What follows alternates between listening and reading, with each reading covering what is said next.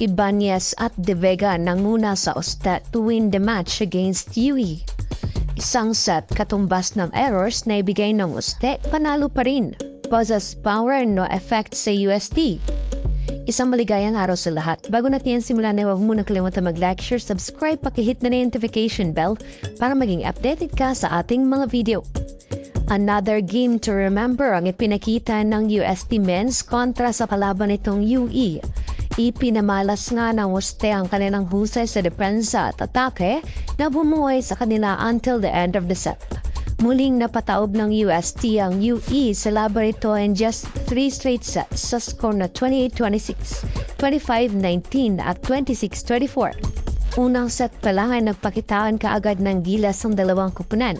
Naging tough game nga ang unang set kung saan ay bawian ng momentum ang naganap. Naging mahirap nga para sa UST na makuha ang unang set dahil di nga rito sumusuko ang UE at dinidikitan sila rito. Maliban sa nagpuproduce ang UAs ng score, especially si Pozas ay naging threat din sa Oste, ang mismong kanilang mga errors na nagpapalapit sa UE sa kanilang kalamangan. Ngunit dahil nga sa napanatili pa rin ng UST ang momentum at dahil dito tinapos pa rin nila ang unang set sa score na 28-26. Sumunod nga ng set ay tila lumamya ang galaw ng UE at naungusan na sila rito ng UST. Pinangunahan niya ni De Vega ang set with his powerful spikes kasama si Josh Ibanez. Tumawalay nga rito ang pag-produce ng puntos ng UE kaya't nakuha pa rin ng UST ang kalawang set sa score na 25-19. Sa huling set ay tila nga muling nabuhayan ng dugo ang UE. Naging mapusok ka rito si Kamaymayan, ngunit di nga ito naging sapat para maagaw ang katlong set sa UST. Kaya't sa huli nakuha pa rin ng Oste ang katlong set sa score na 26-24.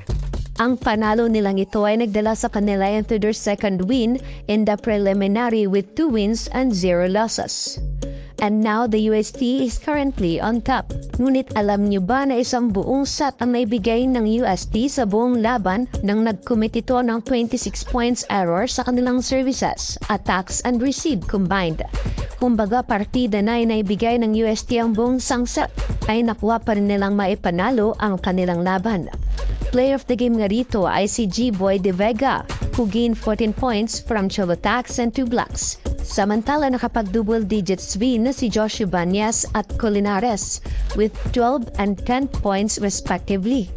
On the other side, dalawa nga lang ang nakapag-double digits sa UE. Ito ay sina, Pozas at Aligaynon with 11 and 10 points respectively. Sa tingin niyo ba mga ka-volleyball ay mapapanatili pa ng UST ang kanilang posisyon given na napakataas ng kanilang errors throughout the game? Baka may satsat ka pa rito.